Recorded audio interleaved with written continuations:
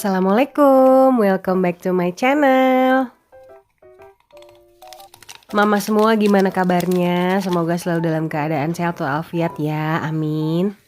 Nih diawali setiap pagi setelah sarapan saya suka pakai minum multivitamin ya Mak, supaya strong menghadapi tantangan-tantangan setiap hari di rumah, kegiatan-kegiatan yang lumayan menyita tenaga dan waktu.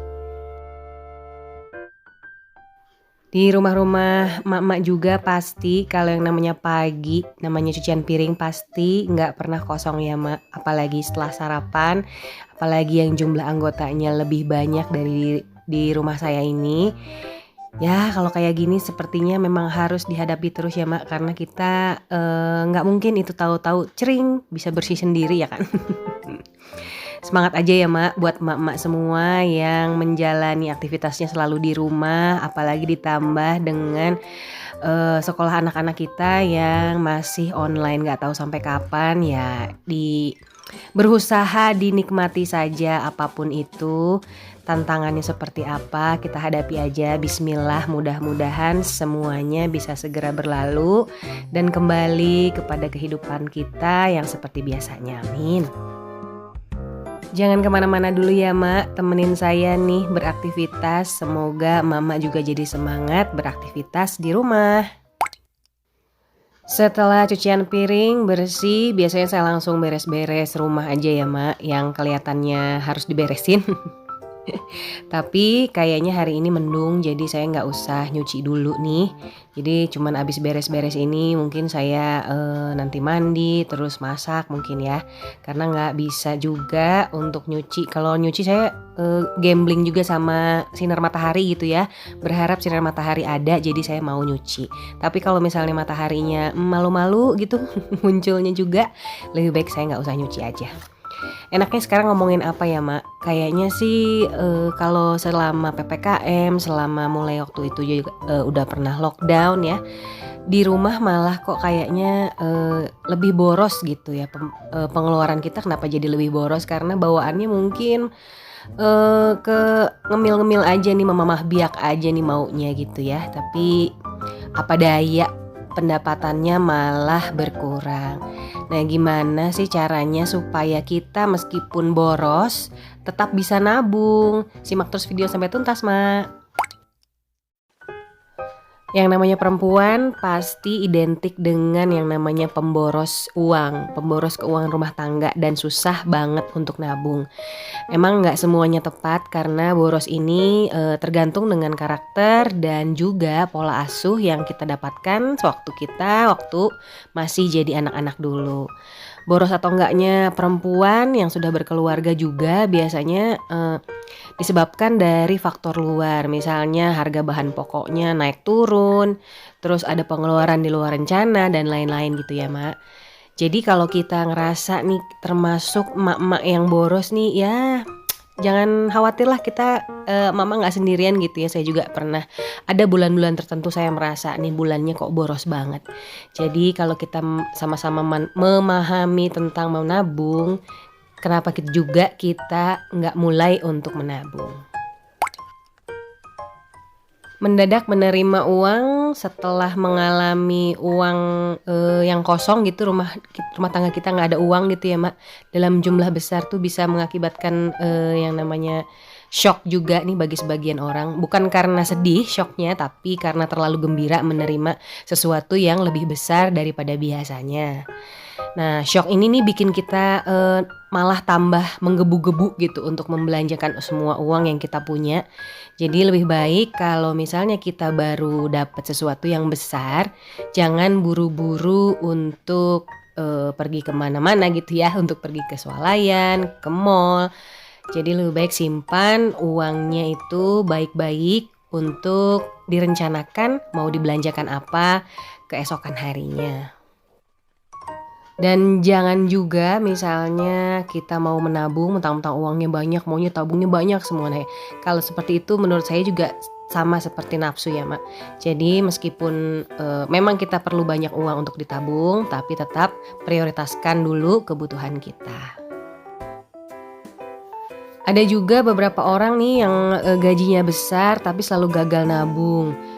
Malah hidupnya jadi pas-pasan. Ini juga bisa terjadi ketika, suami istri itu pasrah aja gitu ya, nerima keadaan, nggak punya keinginan untuk mewujudkan impian. Misalnya mau punya rumah, mau punya tanah, mau punya kos-kosan, mau punya mobil baru, naik haji, aduh banyak banget ya Mak keinginan-keinginan, impian-impian yang berandai-andai gitu ya, yang selalu kita andai-andaikan.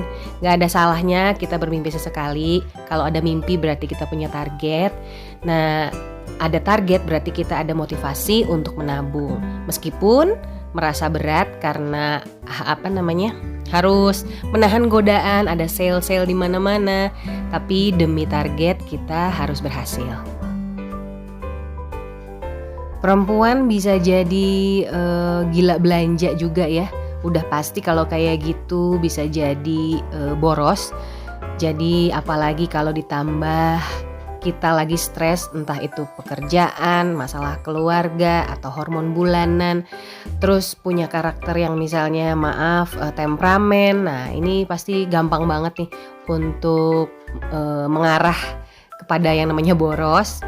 Jadi kalau misalnya kita lagi stres, lagi nggak enak hati, lebih baik jangan kemana-mana, menenangkan diri. Jangan juga kita pergi ke mall ataupun supermarket, karena kalau lagi galau kita pasti akan kehabisan uang di pertengahan bulan. Tinggal di perumahan tertentu juga bisa aja nih jadi momen saling bersaing ya Mak. Pamer ini, pamer itu, si ibu ini beli kulkas yang B-nya juga baru lihat, ternyata ibunya pengen beli juga. Seperti itu dihindari ya Mak.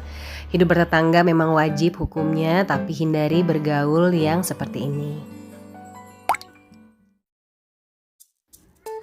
Salah satu trik yang dapat kita lakukan untuk menyisihkan lebih banyak uang adalah menantang diri sendiri. Nah ini seminggu aja kita coba dulu gitu ya Mak.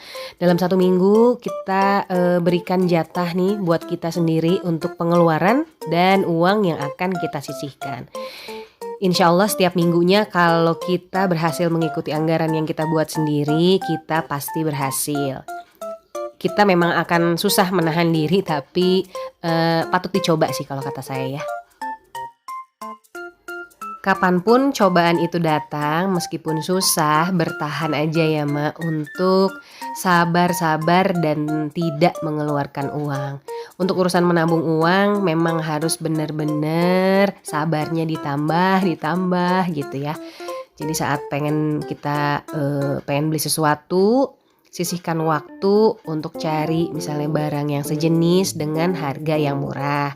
Atau kita bisa tunggu sampai misalnya diskon sebelum beli sesuatu yang mahal. Yang namanya merek memang menentukan kualitas, tapi jangan beli sesuatu yang bermerek hanya karena ingin terlihat hebat di mata orang lain, tapi padahal kita malah memaksakan keuangan kita sendiri. Ukuran kekayaan seseorang itu menurut saya juga relatif ya Mak. Ada juga yang merasa kaya jika tabungannya banyak. Ada yang merasa kaya kalau misalnya rumahnya yang besar dan perabot yang bagus-bagus. Ada yang merasa kaya hanya dengan kesehatan, badan udah sehat aja dia sudah bersyukur gitu ya, sudah merasa kaya banget. Apa yang bisa dimakan hari ini, apa yang kita bisa pakai hari ini, itu juga sumber kekayaan. Jadi alhamdulillah kita masih bisa dikasih rejeki seperti ini. Rejeki masing-masing gak akan tertukar ya Mak, insya Allah itu udah pastilah. Tapi yang perlu digarisbawahi dalam berhemat itu, tujuan kita berhemat itu apa gitu ya. Kalau memang misalnya menghemat untuk biaya hidup, ya harus direncanakan segala sesuatunya. Juga kalau misalnya kita punya tujuan, misalnya menyimpan uang untuk beli rumah, beli mobil, dan keinginan yang lainnya, jadi bikin motivasi kita berhati-hati dalam membelanjakan uang kita. Yang namanya kita kalau udah punya tujuan, sudah pasti bakal ada rencana ini dan rencana itu. Jadi pantau terus pengeluaran dan pemasukan kita. Yang namanya seiring waktulah pasti kita tahu berapa banyak yang akan dihabiskan per hari, per minggu, bulan, sampai per tahunnya. Jadi berapa uang yang tersisa itu kita pasti akan tahu ya Mak. Kalau memang kita benar-benar mengikuti rencana anggaran yang kita buat setiap bulannya. Udah punya tujuan dan sudah punya rencana, tinggal actionnya, seimbangkan segala sesuatunya sebelum kita menghabiskan uang. Jadi semua tagihan-tagihan ini harus kita bayar sebelum membelanjakan apapun. Ya minimal kita sudah punya pos-pos budgetnya yang sudah sering banget saya sampaikan ya Mak. Jadi harus rutin, harus istiqomah dalam menyeimbangkan keuangan kita setiap bulan. Jadi mudah-mudahan sih ini semua bisa bermanfaat buat yang nggak hanya buat yang orang merasa boros gitu ya, bisa juga jadi orang yang merasa sudah hemat tapi mungkin masih ada kesalahan seperti itu. Jadi mudah-mudahan sharing saya kali ini bermanfaat dan emak-emak semua bisa mengambil hal positif, hal negatifnya dibuang saja. Sampai ketemu lagi di video saya selanjutnya. Wassalamualaikum warahmatullahi wabarakatuh. Bye-bye, Mak.